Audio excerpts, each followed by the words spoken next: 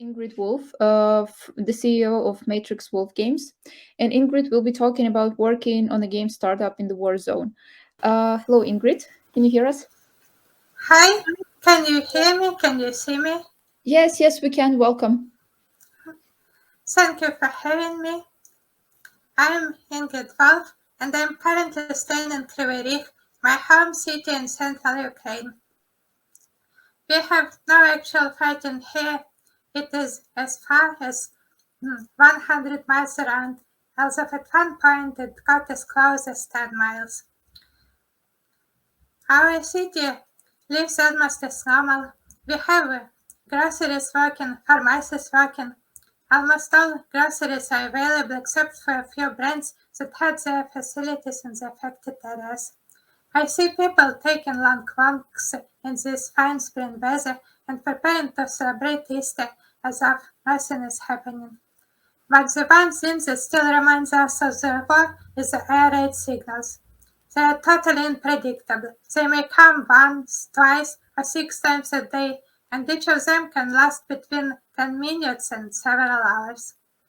When I hear an air raid signal, I grab my laptop and smartphone and come to the safest corner of my house to continue working there. I'm currently here in this corner found by two thick walls, and I have the light blocking curtains there. However bright light I have there inside, none of that comes outside. I got them a few years before the war for better sleep, and they come in really handy now. Before the war, I was working on Matrix Hunt, our new project, an augmented reality game where players will be competing for a big cash prize. I now show a slide about the game with more details. Just a minute.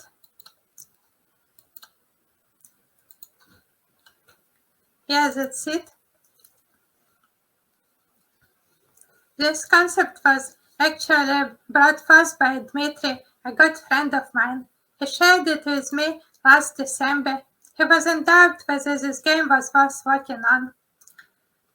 I assured him that it definitely was, and we began making this game. Dmitry was working on the prototype since he is an experienced developer. He works in the game industry since the early 19th, and he has made dozens of games as part of small and big teams alike. And my part was the storyline and looking for early investors.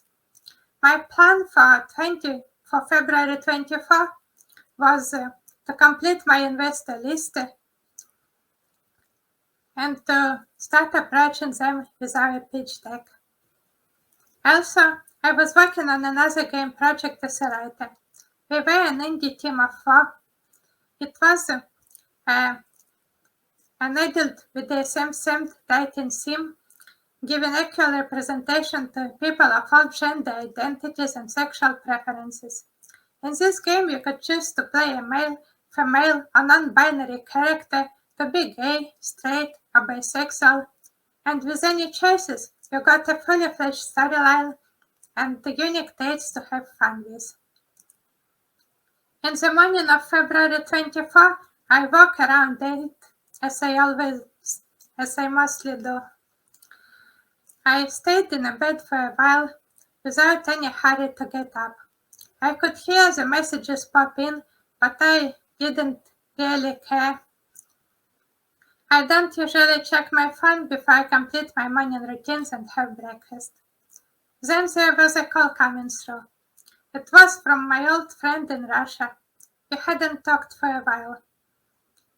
Before I accepted the call, I thought, I hope you are not calling to tell me about the war, that the war has begun. But that was exactly the reason that he called. He told me that Russia was attacking Ukraine, that our military was surrendering. He advised me and my family to stay indoors and to keep a low profile, as the Russian military would be taking over our city. According to him, it would happen quickly and without unnecessary violence and deaths. He believes that the Russians would spare civilians and only attack our military objects.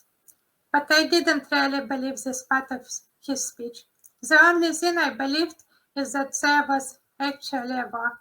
He was not the sort of person who would make jokes about such things. Then I checked our team chat and Telegram, and there was Oля, our artist from Kiev, writing that she woke to the sound of explosions outside her window at 5 in the morning. She was packing her things hastily to leave Kiev to go to her mother's to a village in West Ukraine where she believed she would be safer.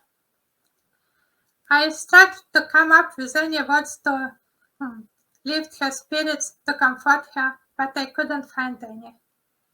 After that, I went to my parents' bedroom to wake them. I told my dad softly, "I'm sorry, I don't really know how to put it, but there is a war." He believed me immediately. I saw it on his face before I walked out to give him time to process it and to tell Mom. I waited for Dad to tell us what to do. We already had our most necessary things packed. I had insisted on doing that several days before. There were disturbing news that Russia might attack us coming since December. I didn't really believe in this scenario back then, but I believed it was a good thing to be prepared for the worst case scenario. So we had our things ready. I thought our dad would have us grab our bags and go get into our car, but he said that we would stay. He said the roads were already too crowded for us to get out of the city.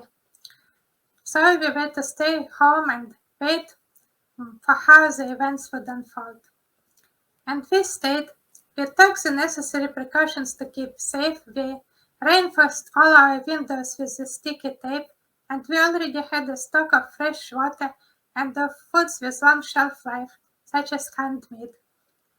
Over the 2 months that passed since then, there was no actual fighting in our city. No enemy reached us. It was only once that I heard an explosion nearby. It was our defenders shooting an enemy missile in the air. It fell to the ground not far from the city without hurting anyone. In the first days of war, I had fear, but I also had the rage I'd never had before. I was ready to take a weapon and fight if needed. Actually, I even wanted it. I never thought that I had that in me, that I was that violent deep inside. I never tired. I felt like I didn't need any food or sleep at all. I only slept 2 or 3 hours per night, and it was enough to restore my strength. I was brimming with energy. I spent 6 days like that and only broke on the 7th. My dad had to calm me down. Since then, I was more like my regular self, but more focused, more determined, more prepared for anything, and eventually more efficient. Before the war, I used to spend much time procrastinating. When I disliked some task, I used to put it off and off until the ultimate deadline. But now I came to appreciate the value of time, the time I still had while staying alive and safe. Now I just get down to whatever I have on my plate and do as much of it as I can before an air signal comes to interrupt. I continue working on Matrix Hunt, looking for investments, expanding my network, and promoting the project on social media. Besides, on the first day of war, I started a personal diary where I record everything that is happening around me, everything that I see and hear. I think I will start publishing this diary soon enough, maybe this May, so that people in other countries will be able to read it and to know what it was like to stay in Ukraine in the time of war. Also, I do some cyber volunteering, such as reporting the Russian propaganda channels to get them blocked, or writing to European and American politicians to ask them to give us more weapons, as we urgently need this. I wish I could do more to help my country, but I already feel spread somewhat thin among my projects and volunteering. After the war is over, I'm going to take a few weeks of rest and to spend them with my family. Enjoying ourselves. We'll be taking long walks in the park since it will be safe again. We'll have a dinner in our favorite restaurant. I'll watch all the movies that are on my list and play all the games I've bought on Steam. And then I will get back to my work to get funding and then take the project to soft release. Now, two important things that I've learned from this experience and that I would like to share. The first is that there are no right and wrong ways to react to such a sort of thing, such a disruption as war is. I have many friends in Ukraine. Some of them have stayed, and some have left the country to keep their children safe. Many of them felt devastated and unable to focus. Many became obsessed with scrolling the news to keep in the loop. Many were feeling helpless and blaming themselves for being that weak. But the truth is that you shouldn't blame yourself for not living up to your expectations, and you shouldn't blame others for behaving differently than yourself. Your response to an emergency is highly individual. It is determined by your individual traits, by your life path, and no one can predict it in advance. A person shouldn't be blamed for what they have no control over. And the second thing is a theory I came up with. It is about video games and about their ability to somehow improve our resilience. When I look back at my life, I see nothing that could have prepared me to handle a war relatively well. Actually, I had lived through no major challenges except those I had in video games. My theory is that video games have the power to instill a particular sort of mindset into us. The mindset of a hero who takes risks, who overcomes challenges, who stays calm in the face of danger and death. Perhaps this heroic mindset can somehow rub into those of us who play a lot. Sure, we need more research to find out if it is true, if it holds for more people than just myself. But if it does, then video games have more value to the society than we believe they have, and our job as game developers is more important than we think it was. Thank you for your attention.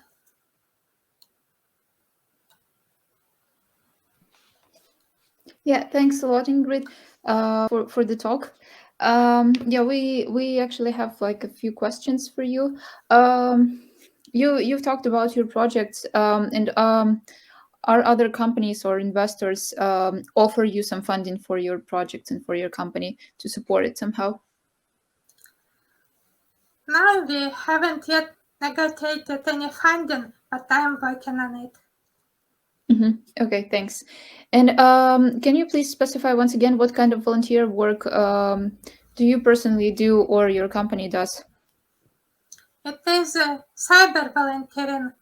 I write reports on Russian propaganda channels to get them blocked, and I also write messages to politicians to ask them to give weapons to Ukraine.